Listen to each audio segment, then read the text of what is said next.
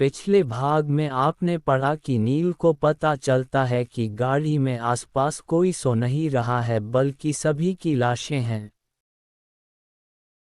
अब नील जल्दी ही ट्रेन की तरफ आता है और चेन खींचता है, लेकिन चेन खींचते ही उल्टा हो जाता है। ट्रेन रुकने की बजाय और भी तेज चलने लगती है। अब ट्रेन की स्पीड बढ़ने से नील और आभा और भी ज्यादा घबरा जाते हैं और आभा रोने लगती है। अब नील आभा से कहता है, चिंता मत करो आभा, हम यहाँ से जिंदा जरूर निकलेंगे।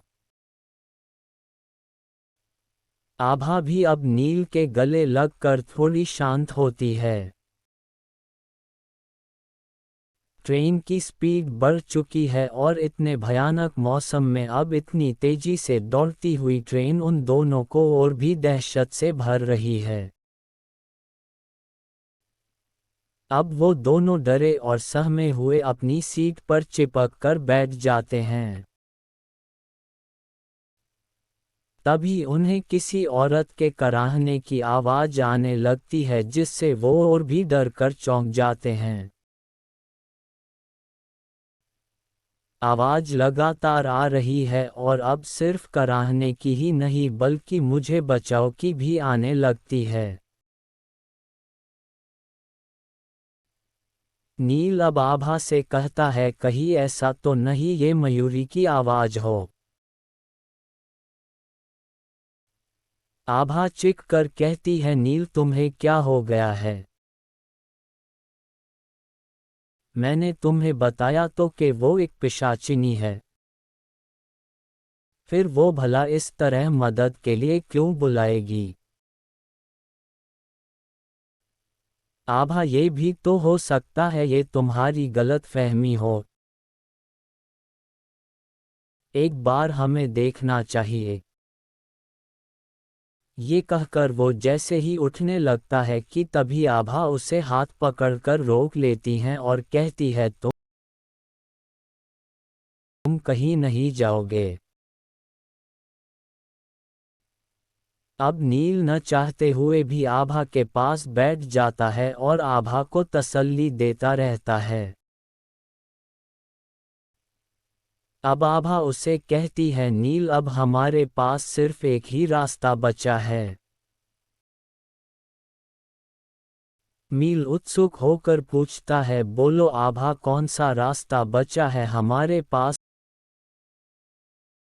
अब आभा उसे कहती है, नील हम दोनों को हिम्मत करके इस चलती हुई ट्रेन से कूद जाना चाहिए। इस ट्रेन में डर के मरने से अच्छा है हम एक बार हिम्मत करके कूद जाते हैं।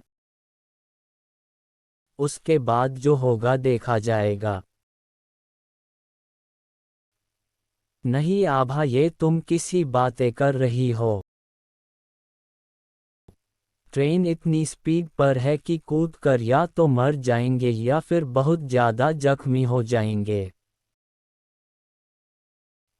इससे अच्छा हम यहीं बैठ जाते हैं, कभी न कभी तो सुबह होगी ही।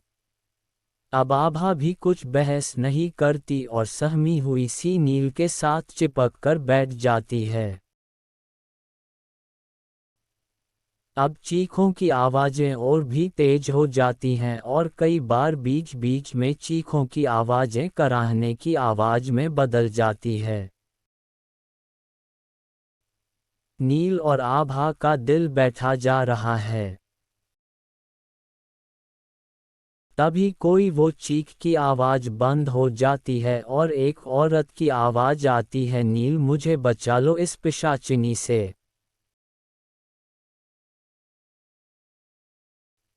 ये आवाज़ नील को कुछ जानी पहचानी लगती है और वो अब खड़ा होकर कहता है, आप ये कोई और नहीं बल्कि मयूरी की ही आवाज़ है। लगता है उसे मेरी ज़रूरत है। मैं जा रहा हूँ मयूरी को बचाने। आभा उसे रोकने की कोशिश करती है और कहती है नील मत जाओ प्लीज मेरी बात मानो हमें अब इस ट्रेन से कूद जाना चाहिए। लेकिन अब नील पर आभा की बातों का कोई असर नहीं होता है और वो उठकर मयूरी को बचाने के लिए चल देता है।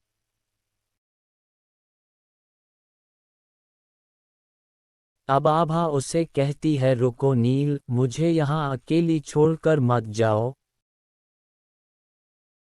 मैं भी तुम्हारे साथ चलूंगी। ये कहकर वो हाथ पकड़कर नील के साथ धीरे धीरे उस दिशा में चलने लगती है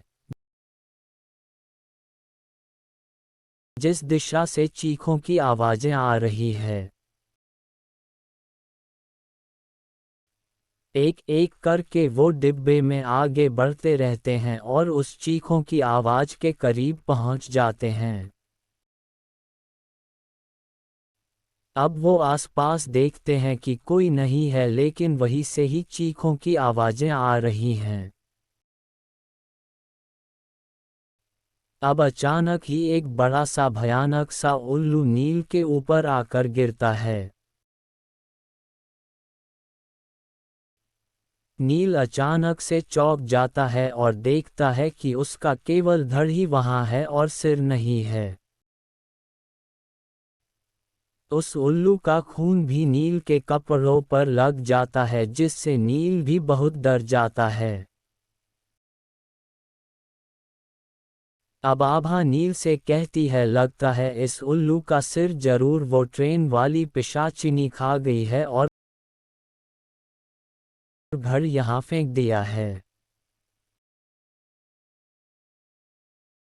अब नील आभा से कुछ नहीं कहता और चारों ओर देखने लगता है कि वो चीखों की आवाजें कहाँ से आ रही थी लेकिन अभी भी वो मयूरी को नहीं ढूंढ पाता हूँ। अब जो भयानक मंजर नील देखता है उससे वो और भी डर जाता है। उसकी दिल की धड़कनें बढ़ जाती है। वो देखता है कि ठीक सामने से एक सीट से एक मरा हुआ व्यक्ति उठ जाता है और उनकी तरफ बढ़ रहा है। वो जोर से हंस रहा है और कह रहा है आओ मेरे पास आओ, सालों से खून का प्यासा हूँ, मेरे पास आओ। आभा और नील अब उस मुर्दे को देखकर दूर भागने लगते हैं और -2 एक सीट के नीचे छुप जाते हैं। वो जिंदा लाश काफी देर तक उन दोनों को ढूंढता रहता है और फिर वापस लौट जाता है। अब काफी देर बाद नील और आभा उस सीट से निकलकर बाहर आते हैं। लेकिन अभी भी दहशत कम नहीं हुई है